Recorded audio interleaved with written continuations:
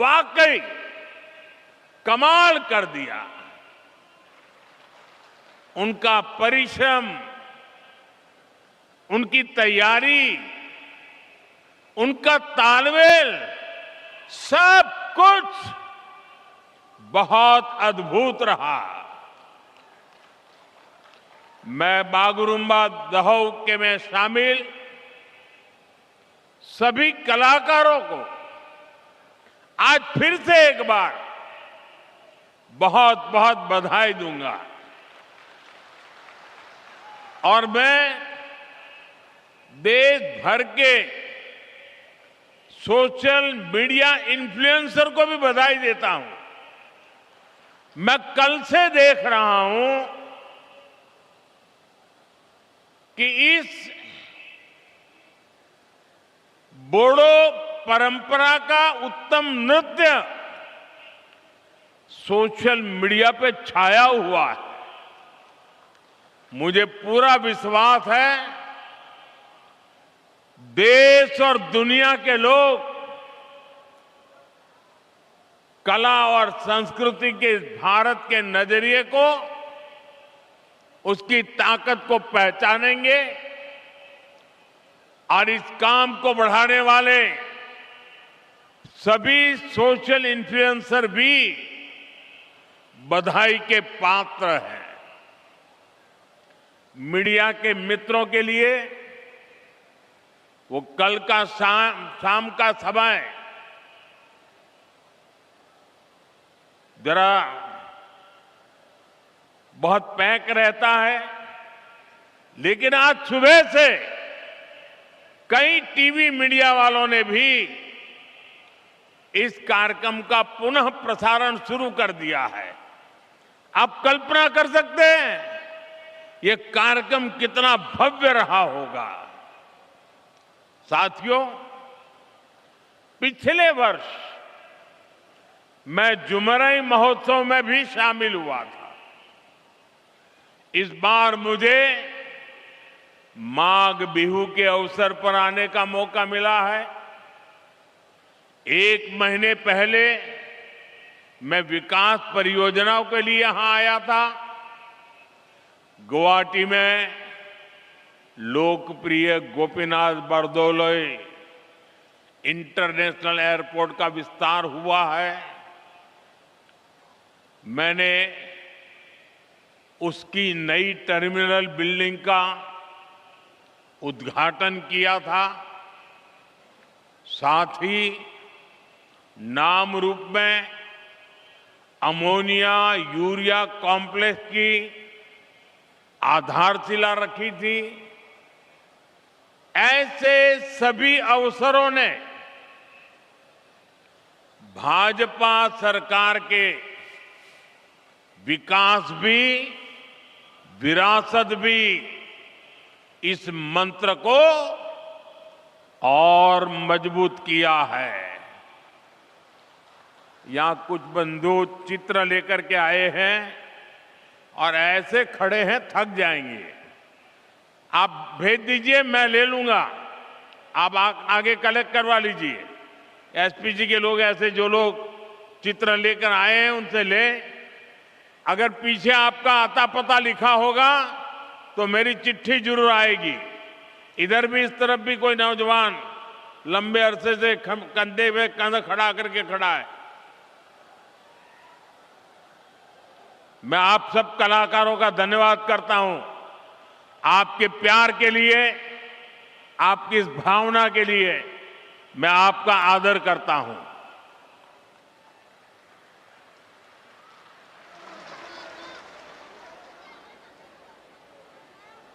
अब सब बैठ जाइए। जो यहां भी है वो ले लीजिए भाई, उनको परेशान मत कीजिए। साथियों, असम के इतिहास में कलियाबोर का अहम स्थान है। असम के वर्तमान और भविष्य के लिए भी ये स्थान बहुत महत्वपूर्ण है।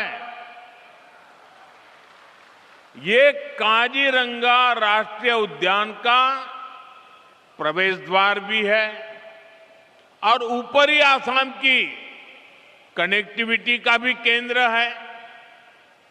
यहीं से महायोद्धा लसित बोरफुकन जी ने मुगल हमलावरों को बाहर करने की रणनीति बनाई थी।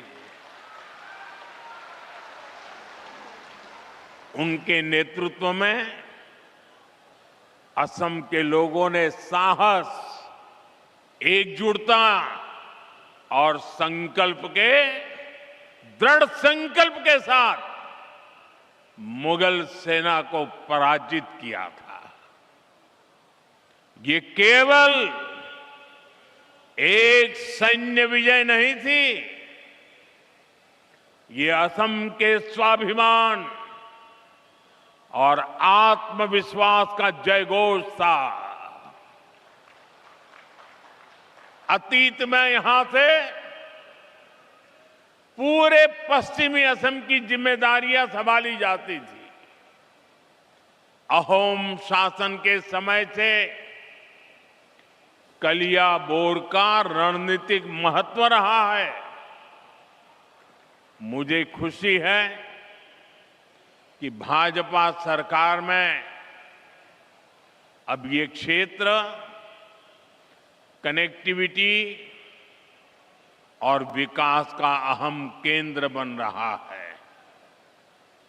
साथियों, आज बीजेपी पूरे देश में लोगों की पहली पसंद बन गई है।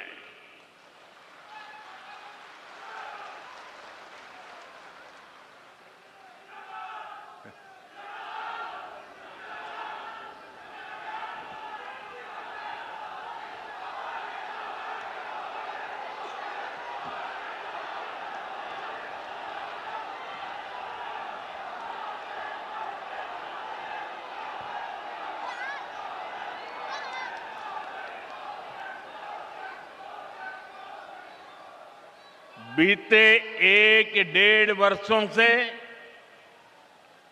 बीजेपी पर देश का भरोसा लगातार बढ़ता जा रहा है। हाल ही में बिहार में चुनाव हुए, वहां 20 वर्ष बाद भी जनता ने बीजेपी को रिकॉर्ड वोट दिए हैं, रिकॉर्ड सीटें जिताई हैं। 2 दिन पहले ही महाराष्ट्र के बड़े शहरों में मेयर और पार्षदों के चुनाव परिणाम आए हैं। मुंबई, जो दुनिया के सबसे बड़े निगमों से एक है, वहां की जनता ने पहली बार बीजेपी को रिकॉर्ड जनादेश दिया।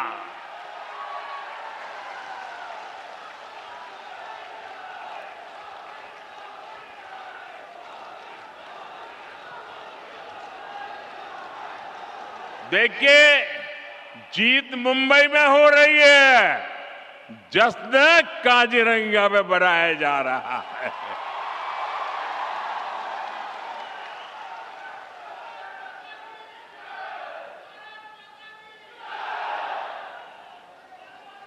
महाराष्ट्र के अधिकतर शहरों की जनता ने बीजेपी को सेवा का अवसर दिया है। साथियों, इससे पहले दूर सुदूर दक्षिण में केरला की जनता ने बीजेपी को बहुत बड़ा समर्थन दिया है। वहां पहली बार बीजेपी का मेयर बना है। केरला की राजधानी तिरुवनंतपुर में आज बीजेपी सेवा कर रही है। साथियों, बीते कुछ समय में जितने भी चुनाव परिणाम आए हैं, उनका जनादेश स्पष्ट है। देश का वोटर आज गुड गवर्नेंस चाहता है, विकास चाहता है। वो विकास और विरासत दोनों पर फोकस करता है। इसलिए वो बीजेपी को पसंद करता है।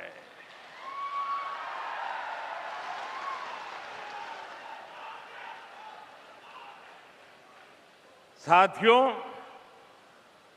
इन चुनावों का एक और संदेश है। कांग्रेस की नेगेटिव पॉलिटिक्स को देश लगातार नकार रहा है। जिस मुंबई शहर में कांग्रेस का जन्म हुआ था, वहां वो आज चौथे या पांचवें नंबर की पार्टी बन गई है।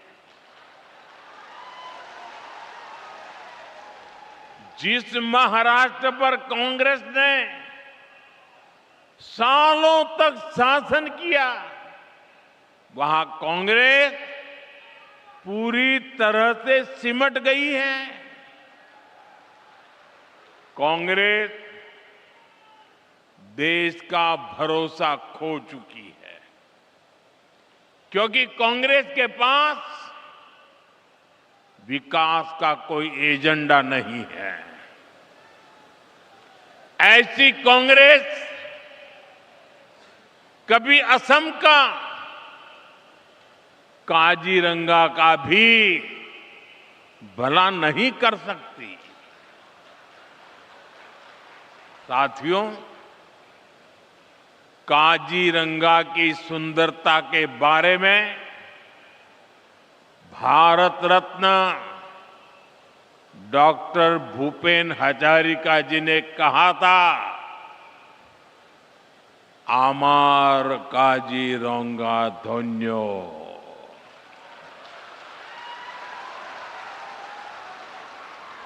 प्रकृति दुनिया कुलात खेली, आमार मोर होल पुण्यो।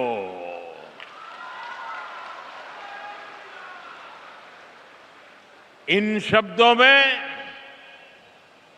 काजीरंगा के प्रति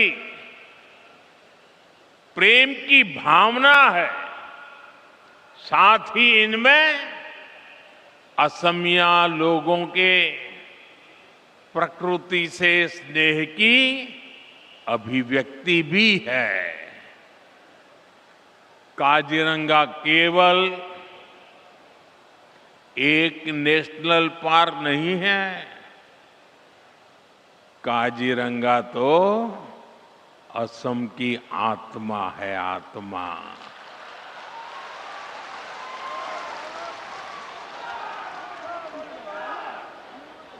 ये भारत की बायोडायवर्सिटी का एक अनमोल रत्न भी है।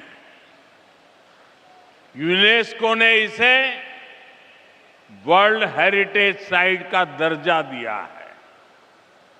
साथियों, काजीरंगा और यहां के वन्य जीवों को बचाना केवल पर्यावरण की रक्षा नहीं है, यह असम के भविष्य और आने वाली पीढ़ियों के प्रति हमारा दायित्व भी है।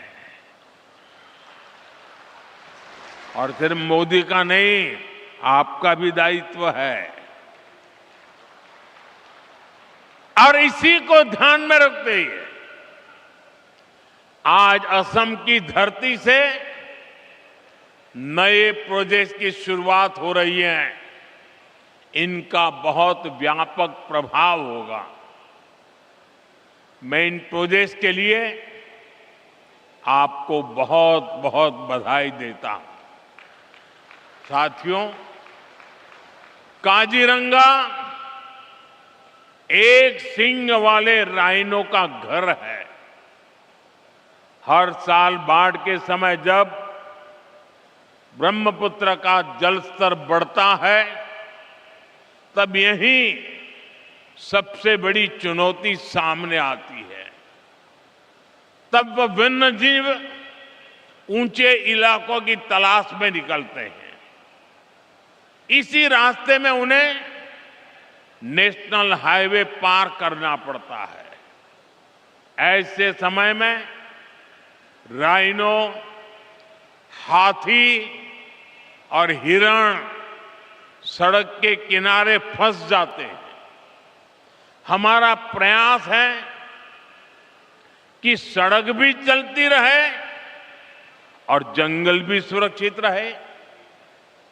इसी विजन के तहत कलियाबोर से नुमालीगढ़ तक लगभग 90 किलोमीटर लंबा कॉरिडोर तैयार किया जा रहा है। इस पर लगभग 7,000 करोड़ रुपए खर्च किए जाएंगे। इसमें लगभग 35 किलोमीटर लंबा एलिवेटेड वन्य जीव कॉरिडोर भी बनाया जाएगा। यहां गाड़ियां ऊपर से गुजरेगी और नीचे वन्य जीवों की आवाजाही बिना किसी बाधा के बनी रहेगी। एक सींग वाला राइनो हो, हाथी हो या बाघ, इनके पारंपरिक मूवमेंट रूट्स को ध्यान में रखकर डिजाइन को तैयार किया गया है। साथियों, ये कॉरिडोर ऊपरी असम और अरुणाचल प्रदेश की कनेक्टिविटी को भी बेहतर बनाएगा। काजीरंगा एलिवेटेड कॉरिडोर और नई रेल सेवाओं से असम के लोगों के लिए नई संभावनाएं तैयार होगी। मैं असम की जनता और देशवासियों को इन महत्वपूर्ण परियोजनाओं के लिए बधाई देता हूं। साथियों, जब प्रकृति सुरक्षित होती है तो उसके साथ अवसर भी पैदा होते हैं। पिछले कुछ वर्षों में काजीरंगा में पर्यटकों की संख्या में लगातार बढ़ोतरी हुई है। होम स्टे, गाइड सेवाएं, परिवहन, हस्तशिल्प और छोटे व्यवसायों के माध्यम से स्थानीय युवाओं को आय के नए साधन मिले हैं। साथियों, आज मैं असम के आप लोगों की, यहां की सरकार की एक और बात के लिए खास तौर पर तारीफ करूंगा। एक समय था जब काजीरंगा में राइनो के शिकार की घटनाएं असम की सबसे बड़ी चिंता बन चुकी थी। 2013 और 14 में एक सींग वाले दर्जनों राइनो मारे गए। भाजपा सरकार ने तय किया था कि हम ये नहीं चलने देंगे। अब ऐसा नहीं चलेगा। हमने इसके बाद सुरक्षा व्यवस्था को नए सिरे से मजबूत किया। वन विभाग को आधुनिक संसाधन मिले, निगरानी तंत्र सशक्त हुआ, वन दुर्गा के रूप में महिलाओं की भागीदारी बढ़ाई गई। इसका सुखद परिणाम भी सामने आया। 2025 में राइनो के शिकार की एक भी घटना सामने नहीं आई है और इसलिए आप सब और सरकार हर कोई बधाई के पात्र है। ये भाजपा सरकार की राजनीतिक इच्छा शक्ति और असम के लोगों के प्रयास से संभव हुआ है। साथियों, लंबे समय तक एक सोच ये बनी रही कि प्रकृति और प्रगति एक दूसरे के विपरीत है। कहा जाता था कि ये दोनों साथ नहीं चल सकते, लेकिन आज भारत दुनिया को दिखा रहा है कि ये दोनों साथ साथ आगे बढ़ सकते हैं। इकोनॉमी भी, इकोलॉजी भी। पिछले एक दशक में देश में जंगलों और पेड़ों का कवरेज बढ़ा है। लोगों ने एक पेड़ मां के नाम अभियान में बढ़ चढ़कर हिस्सा लिया है। इस अभियान के तहत अब तक 260 करोड़ से अधिक पेड़ लगाए जा चुके हैं। 2014 के बाद देश में टाइगर और एलिफेंट रिजर्व की संख्या बढ़ गई है। प्रोटेक्टेड एरिया और कम्युनिटी एरिया में भी बड़ा विस्तार हुआ। जो चीते भारत से लंबे समय पहले विलुप्त हो गए थे, उन्हें अब वापस लाया गया है। आज चीता लोगों के लिए एक नया आकर्षण बन गया है। हम वेटलैंड कंजर्वेशन पर भी लगातार काम कर रहे हैं। आज भारत एशिया का सबसे बड़ा रामसर नेटवर्क बन चुका है। रामसर साइट्स की संख्या में उसके हिसाब से भारत दुनिया में तीसरे स्थान पर है। अब हमारा असम भी दुनिया को दिखा रहा है कि कैसे विकास के साथ साथ हम अपनी विरासत को भी संभाल सकते हैं, प्रकृति की भी रक्षा कर सकते हैं। साथियों, नॉर्थ ईस्ट की सबसे बड़ी पीड़ा हमेशा दूरी की रही। दूरी दिलों की, दूरी स्थानों की। दशकों तक यहां के लोगों के महसूस होता रहा कि देश का विकास कहीं और हो रहा है और वे पीछे छूट रहे हैं। इसका असर केवल अर्थव्यवस्था पर नहीं पड़ा, बल्कि